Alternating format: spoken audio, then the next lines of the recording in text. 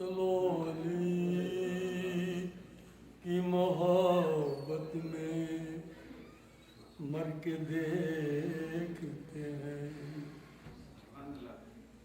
چلو علی کی محبت میں مر کے دیکھتے ہیں.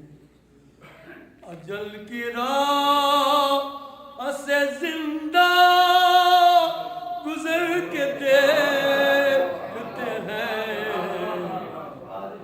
چلو علی کی محبت میں مر کے دیکھتے ہیں. اجل کی راہ سے زندہ گزر کے دیکھتے ہیں. چلو علی کی محبت, علی کے ذکر پہ چہروں پہ بولتا ہے نثار. علی کے ذکر پہ چہروں پہ بولتا ہے نثار. یہ بات ہے تو یہی بات کر کے دیکھتے ہیں. چلو علی کی محبت میں علی کے ذکر پہ چہروں پہ بولتا ہے نثار. یہ بات ہے تو یہی بات کر کے دیکھتے ہیں. چلو علی کی محبت میں مر کے دیکھتے ہیں. علی کو دیکھتے ہیں جب بھی دشمنان علی. علی کو دیکھتے ہیں جب بھی دشمنان علی. کبھی نگاہ کبھی آہ بھر کے دیکھتے ہیں. چلو علی کی محبت میں میں شیخ خاصوں سے دعا چاہوں کے لیے.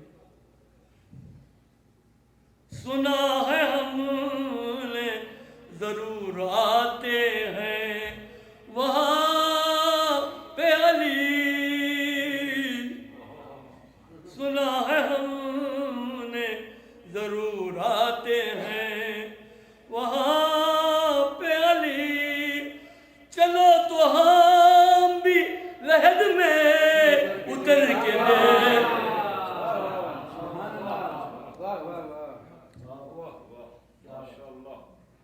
سنا ہے ہم نے ضرور آتے ہیں وہاں پہ علی. چلو تو ہم بھی لحد میں اتر کے دیکھتے ہیں. چلو علی کی محبت میں مر کے دیکھتے ہیں. کسی سے کاہے کو پوچھے وہ حال پوچھیں گے. کسی سے کاہے کو پوچھے وہ حال پوچھیں گے. ہم اپنے آپ کو بیمار کر کے دیکھتے ہیں. چلو علی کی محبت میں علی کی تیغ کا جلوہ غضب کا جلوہ ہے. علی کی تیغ کا جلوہ غضب کا جلوہ ہے. جو دیکھتے ہیں وہ جہاں سے گزر کے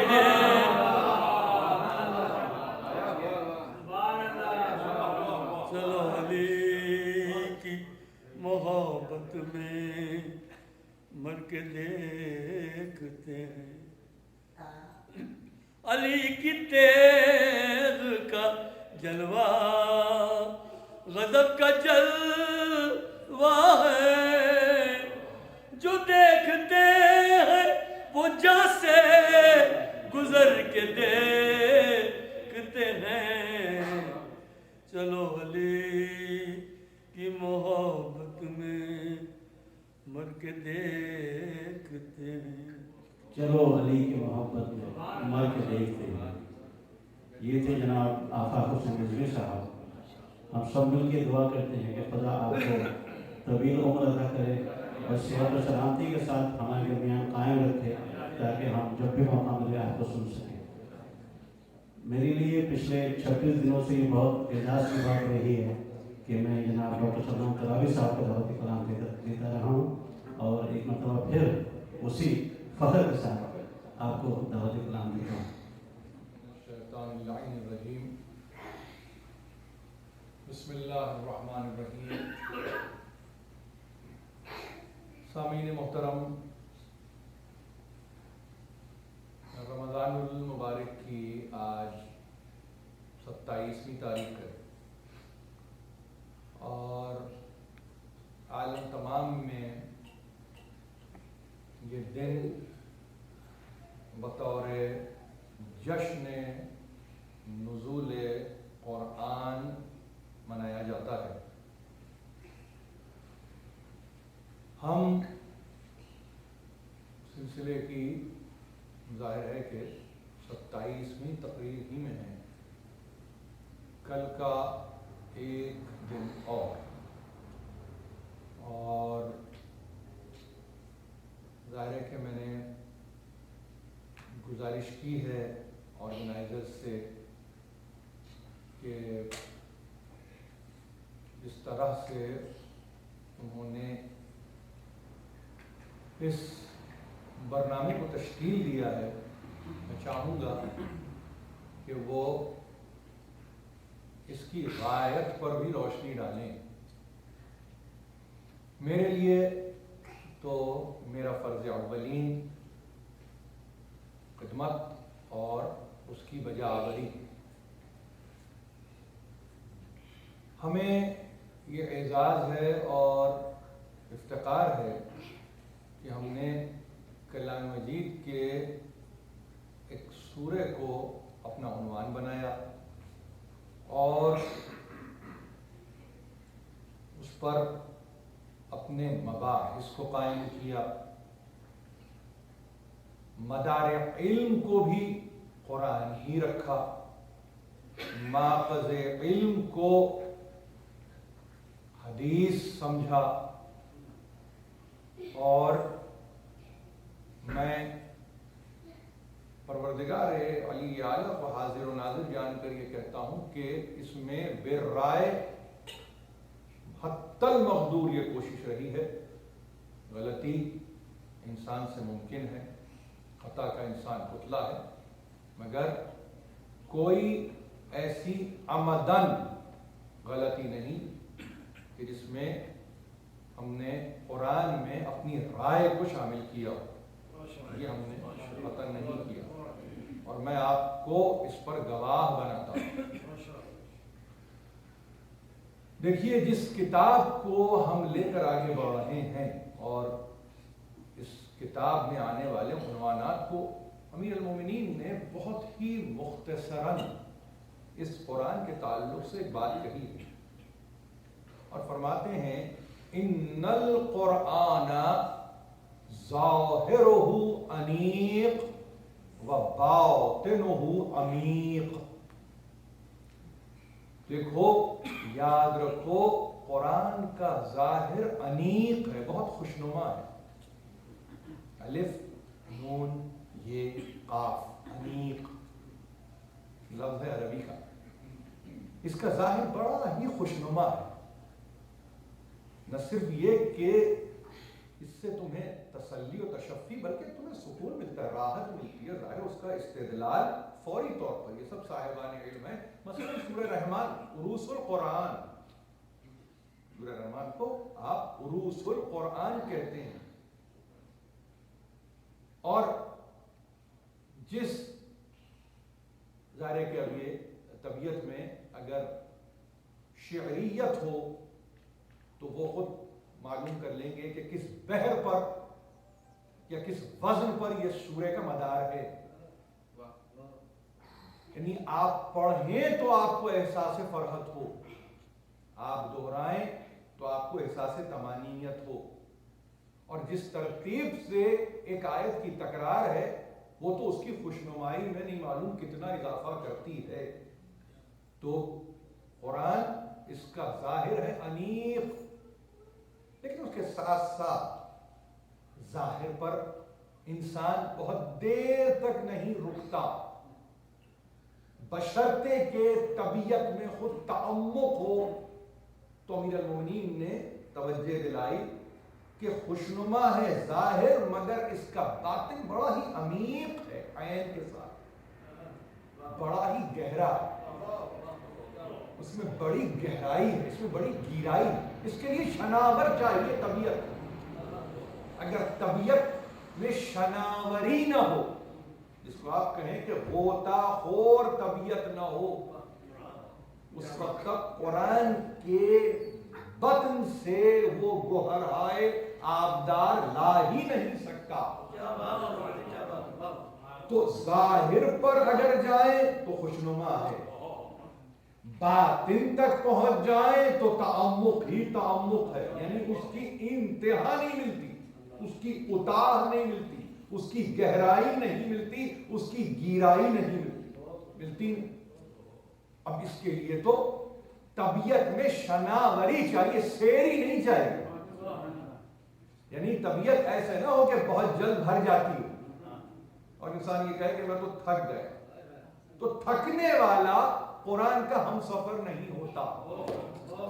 جس کا مزاج تھک جائے وہ قرآن کا ساتھ نہیں دے سکتا. اسی لیے ایک خاص قلب کو چنا کہ جو کبھی تھکتا ہی نہیں، جس کی طبیعت میں نہ کوئی تھکن نہ کوئی تکان. تو ایسے شخص کو پسند کیا اور انسانوں بھیج دیا، اور یہ کہہ کر بھیجا کہ دیکھو تم کہو. ان کے درمیان کھڑے ہو کر یہ بہت جلد گھبرا جاتے ہیں، یہ بہت جلد پریشان ہو جاتے ہیں. تم ان سے کہو قل، تم کہو قل انما انا بشر مثلکم. تم کہہ دو. آخری تقریر ہے، میرے پاس جو وقت ہے آپ کے سامنے ہے. بڑا آپ کا شکر گزار ہوں. ایک مسلسل زحمت کی ہے آپ نے، نہیں معلوم کہ اس کے کیا مراتب ہیں، اس کے کیا مدارج ہیں. بہرحال از راہ ثواب ہم کام کر رہے ہیں. اس کو بھیجا تو اس لیے بھیجا کہ جا، ہم نے تمہیں چنا. جب ہم نے تمہیں چنا ہے تو انہی میں جاؤ اور جا کے ان کو ایک سکون، ان کو طمانینت کا احساس دلاؤ کہ میں غیر نہیں ہوں. انما انا بشر مثلکم. بس یہ کہنا تھا کہ مصیبت آ گئی، یہ کہنا تھا کہ ایک آفت آ گئی. یہ تو ہم جیسا ہے، یہ تو ہماری طرح ہے. ہم بھی غلطی کرتے ہیں، یہ بھی غلطی کرتا ہے. ہم سے بھی نسیان ہے، اس سے بھی نسیان ہے. ہم بھی صاحب میں مبتلا ہوتے ہیں، اس سے بھی اس طرح کا خطرہ رہتا ہے. تو نہیں معلوم، یعنی ایک ایسا فقرہ جس سے کہ پیدا کرنے والا اپنے محبوب خاص کو انسانوں کی دنیا میں بھیج کر نزدیک کرنا چاہتا تھا. انہوں نے اس جملے سے ایک ایسی شے کو برآمد کیا کہ جو خود نہ پیدا کرنے والا کہہ رہا تھا اور نہ جس پر یہ پیغام آ رہا تھا اس نے کہا. انہوں نے بشریت کو یہ سمجھ لیا کہ یہ بشریت جامع خطا کے پہننے کا نام ہے. انہوں نے یہ سمجھ لیا کہ بشریت میں تو بس خطا ہی خطا ہے.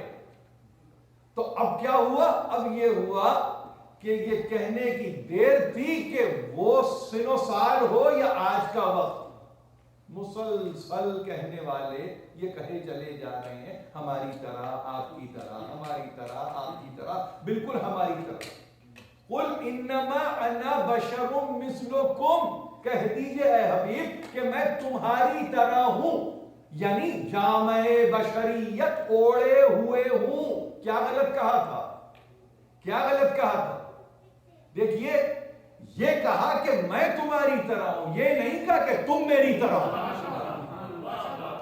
ذرا سا اس فرق کو بھی ذہن میں رکھ لیجیے، یہ نہیں کہا، یہ کہا کہ میں تمہاری طرح ہوں، یہ موقع نہیں دیا کہ تم سے کہلوایا جائے تم میری طرح ہو۔ آپ سمجھ رہے؟ اس فرق کو انسان نے محسوس نہیں کیا، اور اس کے بلبوتے پہ لگا ایک فلسفہ بگارنے، اور وہ فلسفہ بگارتے بگارتے اس منزل پہ آیا کہ کہا کہ نبی سے تو امکان خطا ہے، نبی سے تو غلطی ہوتی ہے، اور جہاں غلطی ہوتی ہے تو ظاہر ہے کہ اس کی مغفرت بھی ہوتی ہوگی، جہاں غلطی ہوتی ہے تو ظاہر ہے کہ وہاں پہ اس کے گناہوں کو معاف کرنے والا بھی کوئی ہوگا، جہاں غلطی ہے تو ظاہر ہے کہ پھر اس کے لیے بھی توبہ کا دروازہ کھلا ہوا ہے۔ آپ سمجھ رہے ہیں میں اپنے موضوع سے باہر نہیں ہوں، میں اپنے موضوع سے باہر نہیں ہوں، میں نے ذرا سا مقدمہ قائم کیا ہے، اس لیے کہ میں چاہتا تھا کہ ذرا ذہنوں کو تھوڑا سا تھوڑا کر دوں، پہلے میں چاہتا ہوں کہ تھوڑا سا، اس لیے کہ دیکھیے افکار نے، اور خاص طور پر گزشتہ صدیوں سے مسلسل، یعنی ان افکار نے انسانی ذہنوں کو جامد کر کے رکھ دیا، سوچنے سمجھنے سے اب ذہن جو ہے یوں سمجھ لیجئے کہ مفقود ہو گئے، سمجھ میں نہیں آتی بات، سمجھ میں نہیں آتی۔ اور پھر جہاں بڑے بڑے ہمارے علماء، مفسرین، محدثین، مؤرخین اس پر اپنی امضا کو ثبت کر دیں، اپنی سگنیچر کو ڈال دیں اور یہ کہیں کہ نہیں اس کا مطلب تو یہی ہے، تو ظاہر ہے کہ انسانوں کے قبیل میں، کہ وہ انسانوں کا قبیل جو بہت جلدی توہم پرستی پر آمادہ ہو جاتا ہے، جہاں تفکر نہیں کر پاتا، تو وہاں یہ سوچتا ہے کہ بھائی یہ بڑی بھاری بھرکم یہ فکر تھی، انہوں نے یہ کہا ہے تو کیا غلط کہا ہوگا، ان کا تو بڑا علم ہے، ان کی تو بڑی نظر ہے، وہ تو کتاب خدا پہ نظر رکھتے ہیں، وہ تو احادیث پر نظر رکھتے ہیں، تو اگر یہ کہہ رہے ہیں تو غلط کیا کہہ رہے ہیں، انہوں نے صحیح کہا ہوگا، اور اس بنیاد پر اس کو ایکسپٹ کر لیا۔ میرے لیے ظاہر ہے کہ یہ آج کی تقریر میں، اور ظاہر ہے کہ یہ ایک انتہائی تقریر ہے کیونکہ نتیجے کی تقریر ہے، تو مجھے یہ کہنے دیجئے کہ آیتوں کی قط و برید جو کرنے کی عادت ہے، یعنی آیتوں کو جو ایڈٹ کرنے کی عادت ہے، جہاں چاہتے ہیں آیت کو روک لیا، وہاں تک کا مطلب بتا دیا، اس کے بعد کا معلوم ہی نہیں، یہی ہوا بعین ہی سورہ کہف کی اس آیت میں، 18واں سورہ آخری آیت ہے، قل انما انا بشر مثلکم، یہاں رک گئی اکثریت، لیکن نہ وقف مطلق کا نشان تھا، نہ وقف جائز کا نشان تھا، نہ کوئی مدبرہ نشان تھا، نہ کوئی ایسی علامت تھی جو سلیقہ دے رہی ہو کہ رک جاؤ، سانس لینے کا جس آیت نے موقع نہ دیا ہو، وہاں پہ لمبی لمبی سانسیں لی جا رہی ہو، اور پھر وہاں پہ فکر کو قائم کیا جا رہا ہو یہ کہہ کے کہ اے حبیب آپ کہہ دیجئے کہ میں تو تمہاری طرح ہوں، میں تو تمہاری طرح کا بشر ہوں، قرینہ خود ہی سے ایجاد کیا، پوچھنے والا کوئی تھا نہیں، ظاہر ہے کہ اب یہ فکر کو اگر قائم نہ کرتے تو اس وقت سے لے کے آج تک یہ حکومتیں کیسے قائم ہوتی، آپ سمجھ رہے ہیں، یہ سلطنتیں کیسے قائم ہوتی، یہ غلطی کی بنیاد پر ریاستیں کیسے قائم ہوتی۔ ان کو جب یہ کہا جائے گا کہ وہ کہہ رہے تھے کہ میں تو تمہاری طرح ہوں، تو ظاہر ہے کہ ہم میں تو بڑی غلطیاں ہیں، ہم میں تو بڑی خطائیں ہیں، ہم تو خطا کے پتلے ہیں، ہم تو گناہ میں ملوث ہیں، تو ظاہر ہے کہ وہ ہم سے الگ تو نہیں ہے۔ یعنی ذرا سی دیر کے لیے اس دنیا میں جینے کا سامان کرنے والے انسان نے اپنی امت کے رہبر پر وہ چارجز لگائے کہ جس کے متعلق باہر والے کو کہنے کی ضرورت نہیں ہے، اب باہر والے کے لیے اب فکر مند نہ ہو کہ وہ کیا کہتا ہے، اب تو آپ میں اتنا اختلاف ہے فکر و نظر ہے کہ آپ یہ کہتے ہیں کہ ہماری طرح. اب اگر وہ بڑھ کے کچھ کہہ دیں تو وہاں سے آواز آتی ہے کہ تو توہین ہو گئی, یہ تو توہین رسالت ہو گئی, یہ تو اہانت ہو گئی, یہ تو سرکار رسالت میں آپ کی بڑی ہی انہوں نے ہاتھ کی, یہ تو بلاسفیمی ہو گئی. بھائی اس کے لیے قانون بناؤ, اس کے لیے کچھ کرو, اس کے لیے کچھ دیکھو. یہ نہیں دیکھا کہ جو مواد آپ نے مہیا کیا اس نے کتنا اگنائٹ کیا ہے اس فکر کو. یعنی فیول تو دے آپ, مگر ٹارچ جو لگانے والا اس کو کہے اس کا قصور ہے. تو بھائی بات یہ ہے کہ اگر کوئی فیول کی جبلت سے واقف ہو تو اس کی جبلت میں ہے ہی کہ آگ پکڑ لے. آپ نے ایندھن مہیا کیا, پورا سپلائی آپ کی, ماچس دکھانے والے کو آپ گرفت میں لائیں اور یہ کہیں کہ اس کو پکڑ لو گردن سے, اس لیے کہ اس نے کر دی توہین. خدا کے واسطے جو میں عرض کر رہا ہوں اس فکر کو ذرا سا محسوس کر لیجیے. یعنی اگر روز اول یہ غلطی نہ ہوتی اور رسول کو اسی سطح پہ رکھا جاتا, یعنی قل انما انا بشر مثلکم, آیت ختم نہیں ہوئی, یوحا الی انما الہکم الہ واحد. یہاں پہ آ کے اگر آپ کو کوئی وقت کا نشان ملے گا تو یہاں ملے گا, اس سے پہلے نہیں ملے گا. اس کا ترجمہ کیا ہو؟ اس کا ترجمہ یہ ہے کہ کہہ دو ابھی میں تمہاری طرح کا بشر, بس. یہ یوحا الیہ کہا جائے گا, انما الہکم الہ واحد کہا جائے گا. ذرا سی تو فکر کو اپنی بلیغ کیجئے. فقط سنو سال میں بالغ ہونا فکر میں بلوغت نہیں ہے, فکر میں بلوغت نہیں ہے, جسم و جسمانیت میں بلوغت ہی بلوغت. تو ایسے مرد بنے کہ جس کے نتیجے میں اپنے ہی نبی پر وہ تہمت, وہ بہتان, کہ جس کے نتیجے میں دنیا نے یہ طے کیا کہ بھئی جب یہ کہتے ہیں کہ یہ تو ان کی طرح ہے تو ان میں تو یہ فہرست ہے, یہ فہرست ہے ان کی یہاں سے وہاں تک, اس میں تو اضافہ کمی تو کہیں ہے نہیں. سر قلم چل رہا ہے بس مسلسل, ایک سر قلم. یعنی ابھی تو دوسری طرف تو سمجھیے کہ وہ تو کرتاس سے ابیض ہے, کوڑا کاغذ, اس سے تو آگے بڑھے ہی. مگر یہاں یہ تو یہ کہہ رہے ہیں کہ ان کے نبی نے کہا میں تمہاری طرح ہوں. تو سنا مطلب گناہگار, خطا کار. یعنی جو فارگیور تھا مسلمان نے اس کو سنر بنا دیا. آپ سمجھ, جس کا مرتبہ اتنا بلند ہے, قرآن کہنا یہ فارگیور ہے, یہ تو بخشنے والا ہے, یہ تو شافع ہے, یہ تو شفاعت کرنے والا ہے, یہ تو مذنبین کی شفاعت کرنے والا ہے. یہ آگے کا لفظ استعمال کرو. وہاں کہہ دیا کہ ہماری طرح, لیکن یہ نہیں کہا کہ مسلسل اور تسلسل میں اس نے یہ کہا میں تمہاری طرح ہوں. دیکھو, اور یوحا الیہ مجھ پر آتی ہے وحی, یہ مجھ میں اور تم میں ایک فرق ہے, اس فرق کو دیکھو. تمہاری طرح تک جتنے آئے سب ہی ہماری تمہاری طرح, الگ نہیں تھے, الگ نہیں تھے.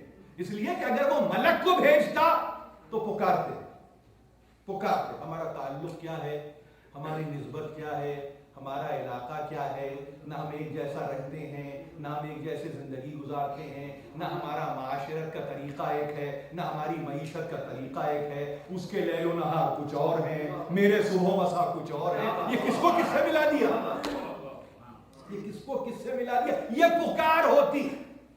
اسی لیے کہا کہ دیکھو ہم بھیج رہے ہیں, جامع بشریت کو اڑا کے بھیجیں گے, لیکن اس جامع بشریت کو فقط سرسری طور پہ دیکھنا اور اس کے باطن سے ناواقفیت, یہ اپنی ذات پر تم کو سراسر ظلم کرو گے.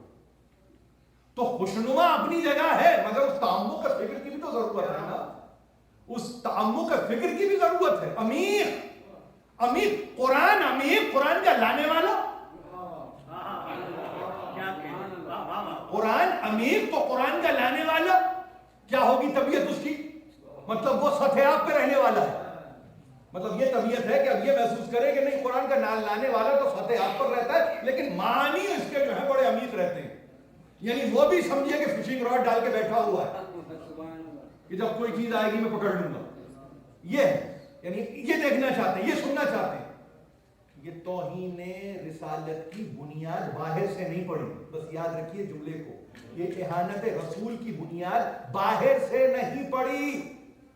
میں آپ سے عرض کروں، ایک بات اور کروں، وہ شاید توہین رسالت کر رہے ہوں مگر یہاں سے توہین محمد ہو رہی ہے.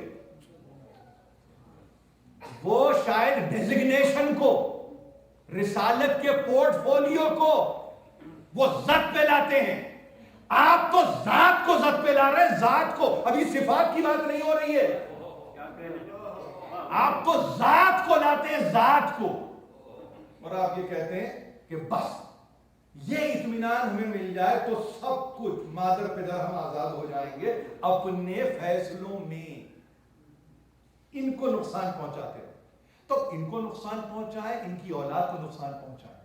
نقصان ان کو نہیں پہنچتا، ان کو کچھ نہیں ہوتا، ان کو کچھ نہیں ہوتا، اس لیے کہ یہ پروٹیکٹڈ ہے. جانے دیجیے ذرا سا گفتگو میں تھوڑا، یہ پروٹیکٹڈ ہے. آپ تھریٹنڈ فیل کر رہے ہیں، یہ نہیں کرتے. آپ کو خطرہ ہے، آپ کو زمانے سے خطرہ ہے، آپ کو ہم جنسوں سے خطرہ ہے. انہیں خطرہ نہیں ہے، انہیں خطرہ نہیں ہے، اس لیے کہ ان کو تو حکم ہی ہے فاصبر لحکم ربک. ان کے لیے تو وہی ابھی آئی ہے، اللہ ختم ہوا ہے، قلم آیا اور اس میں آیت آ گئی ہے حبیب صبر کرو اور اپنے رب کے حکم کا انتظار کرنا. بس جس کو صبر کی تعلیم ایسے دی گئی ہو، یہی نہیں، وَاصْبِرْ عَلَىٰ مَا يَقُولُونَ. آجائیے ذرا سا آگے اور دیکھو، جو کچھ یہ کہیں اس پہ صبر کرنا. دیکھیں نا ساری باتیں کرنے کے بعد اب میں قرآن کو اپنی فکر کا محور بنا رہا ہوں. وَاصْبِرْ عَلَىٰ مَا يَقُولُونَ وَاهْجُرْهُمْ هَجْرًا جَمِيلًا. اور ان سے عنوان شائستہ سے الگ رہنا. سمجھ رہے ہیں؟ امت میں بھیجتا ہے اور کہتا ہے امت ہی سے الگ رہو. آپ اس فکر کو ملاحظہ فرمائیے. تیرا کام ہے بس تو صبر کیے گا، اپنے رب کے حکم کا منتظر رہ. پہلی بات سورہ قلم. سورہ مزمل جو یہ کہتے ہیں اس پر صابر رہو، بے صبر نہ ہو، کہیں تمہارے صبر کا پیمانہ چھلک نہ جائے. تم صابر رہو، اور صابر رہو تو ظاہر معاشرے میں تو رہنا ہے. کیسے رہنا ہے؟ طریقہ بتا دیا، طریقہ بتا دیا. ایک ایسے معاشرے میں جو انسان دشمن معاشرہ ہے، جو انسانی صفتوں کا خواہ مخواہ میں محاسبہ کرنے والا ہے، ان سے عنوان شائستہ سے الگ رہو. یعنی ہجر کی تعلیم دی ہے، اس معاشرے سے وصل کی تعلیم نہیں دی. دور رہو، اور ایسے دور رہو جو اس دوری میں بھی ایک حسن ہو، اس دوری میں بھی ایک خوبصورتی ہو، اس میں بھی ایک تمہارا جمالیاتی احساس رہے داخل. یہ بھی وہ محسوس نہ کریں کہ تم ان کی طرف توجہ نہیں کرتے. دیکھیے نا، وَإِذَا قَاتَبَهُمُ الْجَاهِلُونَ قَالُوا سَلَامًا. جب جاہل گفتگو کرتے ہیں تو ظاہر ہے کہ کیا کہو گے؟ بس دور سے کہیے کہ سلامت رہو، اچھے جہاں ہو بس ٹھیک رہو. یعنی اختلاط کی ضرورت نہیں ہے. اتنی بڑی فکر ہے کہ آج آپ ماڈرن سائیکالوجی پڑھتے ہوئے اس فکر کو اگر آپ اپنا لیں تو دنیا کا کوئی بھی حصہ ہو زندگی آرام سے گزر سکتی ہے، بہت آسانی سے. لیکن قرآن پہ کتنوں نے عمل کیا، کتنے عمل کر رہے ہیں، کتنے عمل کریں گے تو خدا بہتر جانتا. مگر یہ گفتگو میں اس لیے کر رہا ہوں کہ یہ رسول کے تعلق سے یہ کہنے کی دیر تھی کہ تمہاری طرح ہوں، کہہ دو. انہوں نے کہا کہ نہیں. تو اب بات کہاں تک آئی؟ بات آئی سورہ نصر. اور سورہ نصر تک کیا بات آئی کہ جب کہا فَسَبِّحْ بِحَمْدِ رَبِّكَ وَاسْتَغْفِرْهُ. انہو کانا توابا. جب یہ سورہ ختم ہوا تو ترجمہ کرتے ہوئے ایک عجیب فکر کو قائم کیا ہمارے مفسرین نے، اور یہ کہا کہ اپنے گناہوں کی معافی، اپنے گناہوں کی معافی، اللہ سے اپنے گناہوں کی معافی مانگو، اور اللہ تو توبہ کو قبول کرنے والا ہے. ظاہر ہے کہ بھائی رسول سے گفتگو ہو رہی ہے، امت تو بری ہو گئی، امت نے تو کچھ کیا ہی نہیں، پیغام لانے والے ہی نے سب کیا، یعنی ثواب بھی ہے تو وہی کیے جائے، گناہ بھی ہے تو وہی کیے جا رہا ہے، امت تو بیچاری، امت مرحومہ ماشاءاللہ. اور یہ ترجمہ آ گیا، ترجمہ چھپ گیا، اور اس میں ظاہر ہے کہ دعا کرنے والے دعا کر رہے ہیں، سرکار رسالت اسلام آپ کے لیے پروردگار انہیں مقام محمود تک پہنچا دے، تو وعدے کی خلاف ورزی نہیں کرتا، بس وہ مقام محمود تک ان کو پہنچا دے. میں یہ کہہ رہا ہوں جہاں صرف ہونا چاہیے وہاں صرف کیجئے، جہاں صرف نہیں ہوگا تو وہاں خام مقام میں صرف کرنے کی ضرورت نہیں ہے. گو کہ قرآن کی آیت ہی صحیح، استنباط کرنا بہت ضروری ہے. دیکھیے وہ ہے کون؟ وہ ہے کون کہ جس کو اٹھا کے رکھا ہے. میں نے کل کی تقریر میں آپ سے کہا کہ فرشتے ملائکہ تسبیح کر رہے ہیں، تقدیس کر رہے ہیں، تمجید کر رہے ہیں، تحمید کر رہے ہیں، اور وہ کہہ رہے ہیں نحن نسبح بحمدک و نقدس لک. ارے ہم ہیں نا، اس کو پیدا کیوں کر رہا ہے؟ ہم ہیں جو تیری تسبیح کر رہے ہیں، ہم ہیں جو تیری تحمید کر رہے ہیں، ہم ہیں جو صبح مسا تیری پاکیزگی کو بیان کر رہے ہیں. وہاں ایک فقرے میں رکھ دیا انی عالم ما لا تعلمون، جو میں جانتا ہوں وہ تم نہیں جانتے، جو میں جانتا ہوں وہ تم نہیں جانتے. اٹھا کے رکھا اس دن کو، اس دن کے لیے، اس دن کے لیے، اس موقع کے لیے کہ جب سورہ نصر آیا، آخری سورہ، جو ہم بتائیں گے ہم کیا چاہتے تھے، ہم نے کیا چاہا تھا، ہماری مشیت نے کیا چاہا تھا، ہمارے ارادہ و اختیار میں کیا تھا، اب ہم بتائیں گے. تم تو ہو جو کر رہے ہو، مسلسل ہماری تسبیح کرتے ہو، تم ہو، مگر ہم چاہتے ہی ہیں کہ ایسا ہمارے لیے تسبیح و تمجید کرے، ایک ایسا کرنے والا کہ جس کو دنیا یہ سمجھے کہ وہ گناہ کر سکتا ہو، مگر اپنے نفس پر اس کا اتنا قابو ہو، اتنا قابو کہ وہ نہ گناہ کے قریب جاتا ہے، نہ گناہ اس کے قریب آتا ہے. ہم اس سے تسبیح کرائیں گے، ہم اس سے تعریف کرائیں گے. یہ تو چیلنج ہے نا، پیدا کرنے والے نے لے لیا، بس یہ سمجھ لیجیے ماڈرن ٹرمز میں، اس نے لے لیا چیلنج یہ کہ تم تو کر رہے ہو، مسلسل کر رہے ہو، ہزاروں سال سے کر رہے ہو، مسلسل کرتے رہو گے، اس میں کچھ نہیں، مگر لطف تو یہ آئے کہ جس کو کہ میں نے چاہا کہ جب پہچانا جاؤں تو بناؤں، تو ایسے کو جب میں نے خلق کیا اور اس کو موجودات میں فقر موجودات کہا، تو میں چاہتا یہ ہوں کہ نہ صرف یہ کہ اب وہ تسبیح کرے، نہ صرف یہ کہ وہ تحمید کرے، بلکہ وہ ہماری مسلسل پاکیزگی و پاکی کو بیان کرتا رہے. وَاسْتَغْفِرْهُ. اب اس جملے پہ آگے دنیا پریشان ہے، اب اس کی پریشانی کو دور کیسے کیا جائے، لیکن یہ نہیں جانتے قرآن کے پڑھنے والے کہ اس کا خوشنما احساس تو ہے، اس لیے کہ نگاہیں وہیں تک رک گئی، مگر اس میں جو تعمق ہے اس پر نگاہیں نہ جا سکی. اس کے لیے قرآن کو پڑھنے کی ضرورت تھی، اور قرآن کو کہاں سے پڑھنا چاہیے تھا؟ وہ راز صرف علم سے لینے والی چیز کہیں اور سے جا کے لے لی. یعنی ایسے ہی ہے کہ آپ کوئی شے بازار میں خریدنے کے لیے جائیں اور آپ کو کوئی الیکٹریکل پروڈکٹ آپ کو چاہیے، آپ چلے گئے اس دکان پہ جو کہ گروسری فقط بیچتی ہے، اور اس کے بعد آپ یہ تقاضا کریں یہاں سے کیوں نہیں ملتی، اور اگر نہیں ملتی تو آپ جھگڑا کریں. کیا یہ طریقہ ہے تحصیل کا؟ یہ طریقہ ہوگا؟ آپ کہیں گے کیا ابس گفتگو ہو رہی ہے، یہ کیا ابسرڈ باتیں ہو رہی ہیں، کیا عقل نہیں ہے کہ یہ شے کہاں سے ملتی ہے؟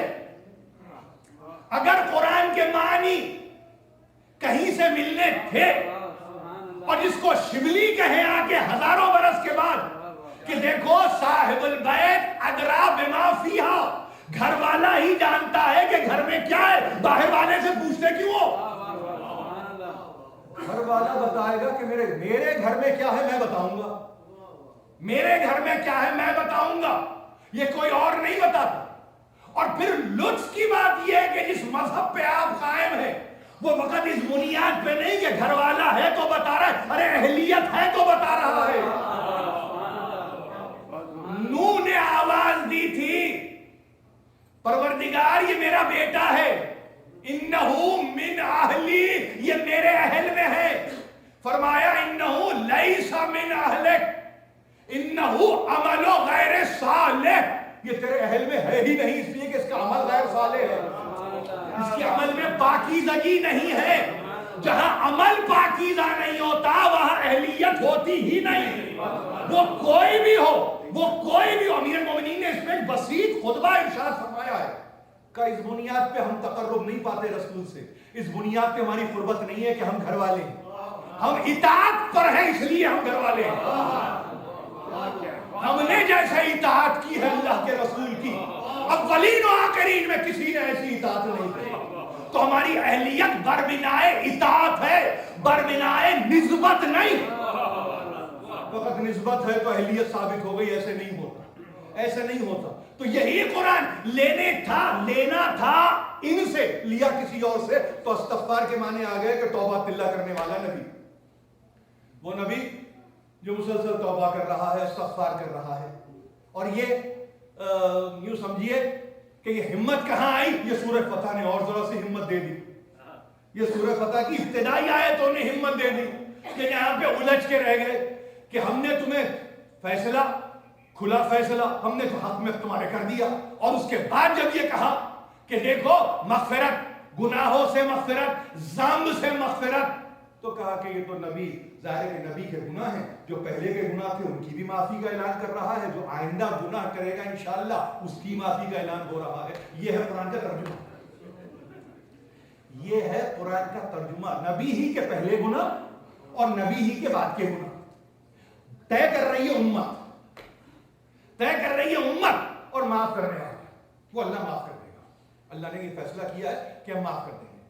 ارے بھائی، آیتوں کے سیاق و سباق کو پڑھنے کی ضرورت ہے، وہ فیصلہ کر رہا ہے، صریح فیصلہ، اور فیصلہ کرنے کی وجہ یہ ہے کہ یہ گناہ جو کر رہے تھے اور یہ گناہ جو کریں گے اس بنیاد پہ یہ فیصلے ہو رہے ہیں۔ یہ کس قسم کی فکر ہے؟ میں آپ کو دیکھیے، میں کسی فلسفے میں الجھانا نہیں چاہتا، میں بڑی سمپل سی بات کر رہا ہوں۔ مسئلہ کیا ہے؟ مسئلہ یہ ہے کہ نہ لفظ ذنب کو سمجھ سکے، نہ لفظ اسم کو سمجھ سکے۔ ذنب اور اسم انگریزی میں بہت خوبصورت اس کی وضاحت کر دی آپ کے میر احمد علی نے، اور ظاہر ہے کہ توجہ خاص رہی آغا پویا کی تو کیوں نہ یہ مسئلہ حل ہو جاتا۔ انہوں نے کہا ذنب کہتے ہیں ان انٹینشنل شارٹ کمنگ کو، ان انٹینشنل شارٹ کمنگ، جس کو اردو میں کہتے ہیں تقصیر، جس کو اور آپ اصطلاح کو ہلکا کر دیں تو کمی۔ تو آپ نے ذنب کو اسم سمجھ لیا، الف سے میم، سین نہیں سے، جس کو اسم و عدوان بھی کہتے ہیں، یعنی کیا مطلب؟ وہ ہے گناہ، وہ ہے گناہ جس کو انگریزی میں ترجمہ کیا ہے؟ انٹینشنل سن، کہ کرنے والے نے جانتے پوچھتے کیا۔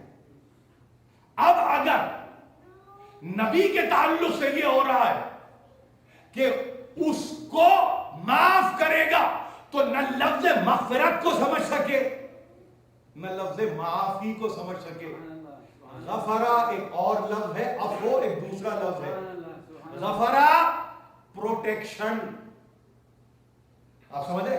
مغفرہ ٹو سیک پروٹیکشن، مغفرہ to seek protection, to seek cover, اس کی پناہ میں آنے کا نام ہے مغفرہ، اس کی پناہ میں آنے کا نام ہے مغفرہ۔ اور جب آپ نے کہا کہ یہ ہے گناہ تو اس سے کیا ہے؟ عفو، معافی، وہ کیا ہے؟ To seek pardon. تو جس قوم کو پروٹیکشن اور پارڈن کا فرق نہ پتا ہو، ان سے کیا گفتگو کریں گے؟ کیا گفتگو؟ اس بنیاد پہ پورے قرآن کا ترجمہ ہو جاتا ہے، اس بنیاد پہ، یعنی ٹو سیک پروٹیکشن اور ٹو سیک پارڈن۔ प्रोटेक्शन कब आप इख्तियार करते हैं? अभी यानी हिफ्ज़ मा तक़द्दुम के तौर पर। आप कभी प्रोटेक्शन नहीं लेते, यानी कुछ सानेहा हो गया तो आप कह रहे हैं कि प्रोटेक्ट करो, नहीं। प्रोटेक्शन सानेहे से पहले, कवर सानेहे से पहले, हिफ्ज़ मा तक़द्दुम के तौर पर। और उसकी इंतहा नहीं है, उसकी इंतहा लामुतनाही है। मानते जाओ, मानते जाओ, मानते जाओ, यहां तक कि उसकी इनायत जब हो जाए शामिल हाल, तो फिर तुम्हारे लिए कोई हैरानी ना हो। बिल्कुल ऐसे ही जैसे कि गुनाह सरजद हुआ, अब है माफी। गुनाह के होने के बाद प्रोटेक्शन नहीं है। आप समझ रहे हो मेरी बात? बड़ी अहम बात कर रहा हूं। तकरीर आखिरी तकरीर है, आखिरी तकरीर है। गुनाह करने के बाद जो तसव्वुर है वो है अफो, परवरदिगार माफ कर दे, तू माफ करने वाला है। लेकिन अगर आपसे कोई ये कहे कि उसके नामों एक नाम है गाफिर, 40वां सूरा है मोमिन, इसका दूसरा नाम है गाफिर। 40वें सूरे का एक दूसरा नाम है गाफिर, इसका मतलब है फॉरगिवर। फॉरगिवर यकीनन अपनी जगह वो है, माफ करने वाला तर्जुमा बनेगा, लेकिन उसके साथ देखो तो सही कि वो कह क्या रहा है, वो कह क्या रहा है। आपने बगैर समझे हुए कहा गुनाहों की माफी, जबकि आपको कहना चाहिए कि वो जो इस्तग़फ़ार कर रहा है वो अपने मरातिबे क़ुर्बते इलाही में इजाफे के लिए मुसलसल है।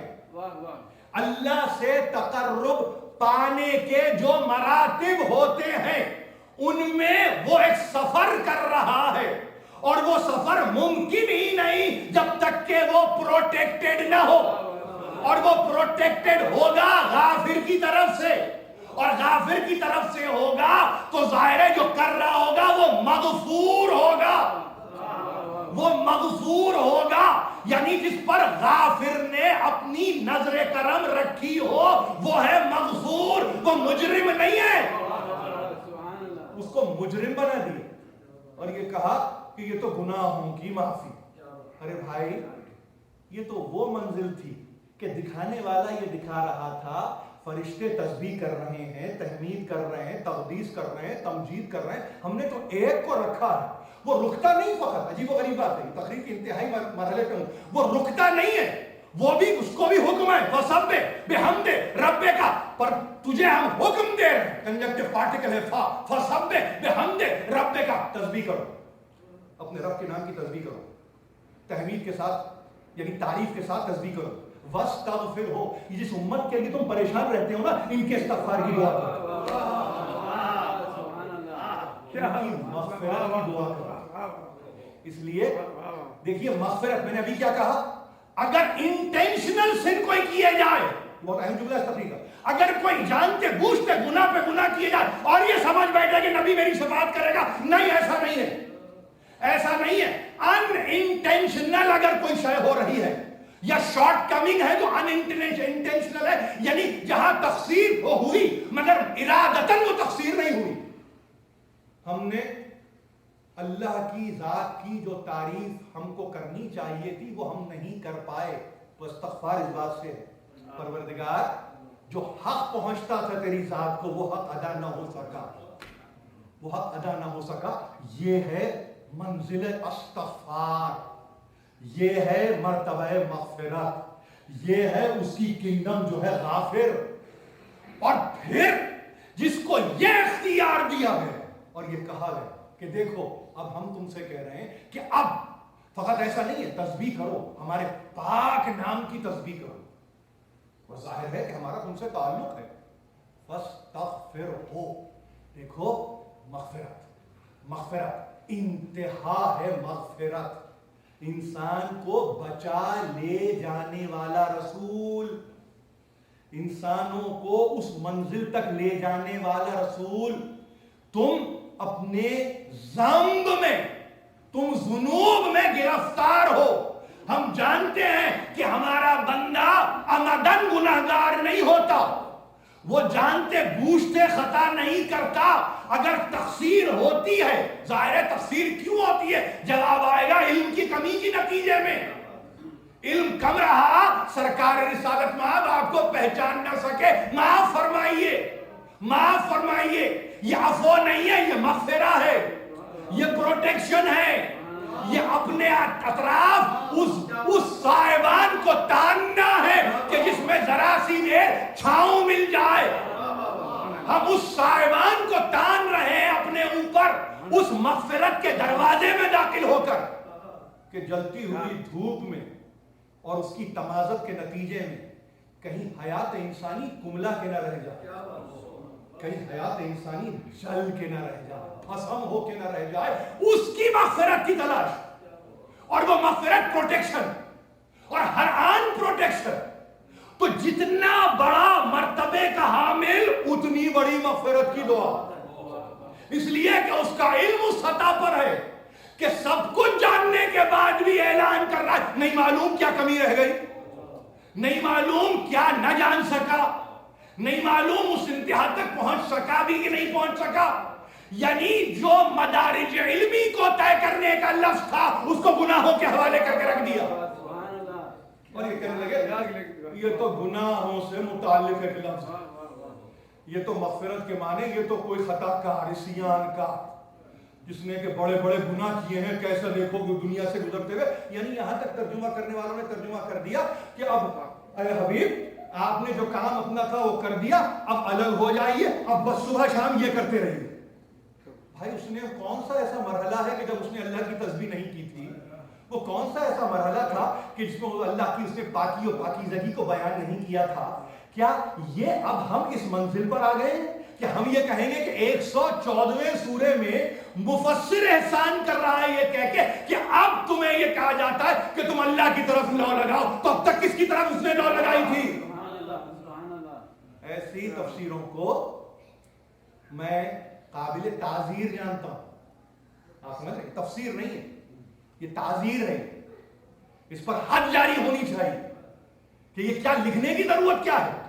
بھائی اگر روایت میں حدیث میں اگر یہ مل ہی رہا ہے کہ مسلسل اس سورے کے آنے کے بعد استغفر اللہ ربی واتوب الیہ پڑھا کرتے تھے، تو چونکہ عالم نورانیت سے واقف نہیں تھے تو نور کے عالم میں تو وہ کہہ رہا تھا سبحان ربی الاعلی و بحمدہ، نور کے عالم میں وہ کہہ رہا ہے سبحان ربی العظیم و بحمدہ. نورانیت کو تو دیکھا نہیں، بشریت پہ آگے کہنے لگے، اپنے گناہوں کی معافی مانگتے تھے اٹھتے بیٹھتے اور استغفار کثرت سے کیا کرتے تھے.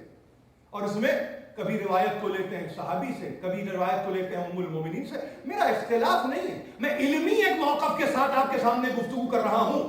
اگر آپ یہ کہیں، میری آخری جملہ تقریر کا، اگر اپنے رسول کے لیے آپ اگر یہ کہیں کہ 63 برس انتظار کرنے کے بعد سورہ نصر آنے پر اس نے استغفار کی، ایک مرتبہ تلاوت کی ہے، اس نے مغفرت کی، اپنے لیے دعا مانگی ہے، تو پوری امت تو صحیح ہے جو رکے رہتے ہیں بیٹھے رہتے ہیں کہ ابھی کیا وقت گزرا. آئیں گے جب اس وقت کو پہنچیں گے تو پھر نمازیں بھی پڑھیں گے، روزے بھی رکھیں گے، اپنے گناہوں کی معافی بھی مانگیں گے. پھر یہ تربیت میں داخل پہلے دن سے کرتے ہیں کہ وہ یہ کس کی سنت ہے جس میں مسلمانوں کو چلنے کے لیے کہتے ہو؟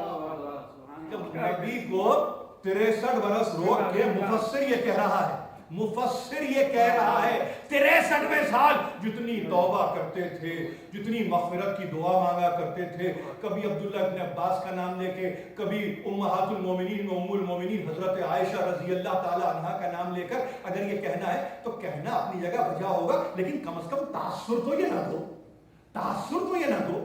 بھئی نبی نے کب استغفار نہیں کیا ہوگا مجھے بتائیے. آپ کہیں گے یہ وہ نبی ہے کہ جس پر سورہ مزمل آیا تو آخری آیت ہے وَاسْتَغْفِرُ اللَّهِ إِنَّ اللَّهَ غَفُورٌ رَحِيمٌ. اللہ سے مغفرت طلب کرو، اللہ غفور بھی ہے رحیم بھی ہے. سورہ مزمل اللہ اور قلم کے بعد آنے والا سورہ ہے. تو اگر میں اس ترتیبی نزول میں چلا جاؤں تو قرآن کے آغاز ہی میں یہ ہدایت ہو چکی ہے. تو اس کا مطلب یہ ہے کہ جس کو آغاز قرآن میں ہدایت ملتی ہے وہ انجام تک اس کو اٹھا کے رکھ رہا ہے کہ ایک وقت آئے گا کہ میں اللہ کی بارگاہ میں رجوع کرنے سے پہلے مغفرت، میں استغفار کروں گا. خدا کے واسطے جن لفظوں کو امت کے لیے طے کیا تھا اس کو امت کے رسول کے حوالے کر کے رکھا. تو کیا ہوا؟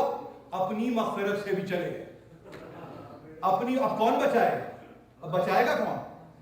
کیونکہ یہ تو کر دیا مستغفر ہو رسول کے حوالے، انہو کان توابا یہ بھی رسول کے حوالے. تو امت بیچاری کہاں ہے؟ امت کس کے دروازے پہ جائے؟ اب کہاں سے بھیک مانگے؟ پروردگار رحم کر. یہ کس سے کہے؟ کب کہے؟ یہ کب کہے؟ 114ویں سورہ کے نزول پہ آپ نے کہہ دیا کہ سرکار رسالت ماں گناہوں کی معافی، تم اللہ سے اپنے گناہوں کی معافی مانگو اور بے شک وہ توبہ کا قبول کرنے والا ہے. یہ بھی نہیں دیکھا کہ اس کے باپ دادا وَإِذْ يَرْفَعُ إِبْرَاهِيمُ الْقَوَاعِدَ مِنَ الْبَيْتِ وَإِسْمَاعِیل، جس وقت اس کے جد جدار کعبہ کو اٹھا رہے تھے اور کہہ رہے تھے ربنا تقبل منا انک انت السمیع العلیم، پروردگار قبول کر لے، ہم سے قبول کر لے، تو تو سننے والا بھی ہے اور علیم ہے، جاننے والا بھی ہے. ربنا وجعلنا مسلمین لک ومن ذریتنا امۃ مسلمۃ لک وَأَرِنَا مَنَاسِكَنَا وَتُبْ عَلَيْنَا إِنَّكَ أَنْتَ التَّوَّابُ الرَّحِيمُ. اس آیت کو تفسیر کرتے ہوئے، اس آیت کی تفسیر لیتے ہوئے یہ نہیں کہا کہ باپ بیٹے جدار کعبہ بلند کر رہے تھے، یہ کہتے پروردگار اس ہماری کوشش کو قبول فرما، تو ہی سننے والا ہے، تو ہی علیم ہے، تو ہی جاننے والا ہے. پروردگار ہم کو، ہم دونوں کو اپنے لیے مسلمان بنا اور ہماری ذریت میں سے ایک امت مسلمہ کی تشکیل کر. پروردگار ہمیں عبادت کے طریقے مناسک کو بتلا. وَتُبْ عَلَيْنَا ہماری توبہ کو قبول کر. گناہ کیا کیا تھا ابراہیم نے؟ گناہ کیا کیا تھا؟ لیکن چونکہ قرآن کو سرسری پڑھ کے گزر گئے تو آیت ہی کا نہیں معلوم کہ آیت میں کیا کہا. وَمِن ذُرِّيَّتِنَا یعنی جو بچ جائیں اور جو گناہ گار ہو، پروردگار توبہ ہم ان کی طرف سے قبول، ہماری طرف سے. ہم کہہ رہے ہیں کہ تو معاف کرنے والا ہے. ذریت میں بنا ایک کو، من ذریتنا، کل ذریت کو نہیں، کل ذریت کو نہیں، من ذریتنا. تو من ذریت میں جتنے بچ گئے خدا کے واسطے رحم کر. توبہ ہم کر رہے ہیں ان کے بہاف پہ، ان کو معاف کر دے. ابراہیم جب آنے والی قیامت تک کی نسلوں کے لیے توبہ کا تقاضا کرے تو محمد عربی استغفار کی گفتگو نہیں کر سکتا امت کے لیے.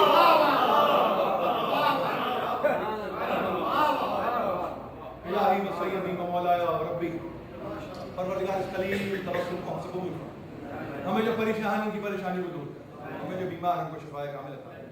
ہمیں جو بیمار ہیں پروردگار انہیں صحت مند کر دے. پروردگار تیری رحمت اور پروردگار تیرے محبوب کی شفاعت دونوں ہی درکار ہے. مالک یوم حشر میں ہم کو نہ بھول جانا، تعجیل فرما ضرور.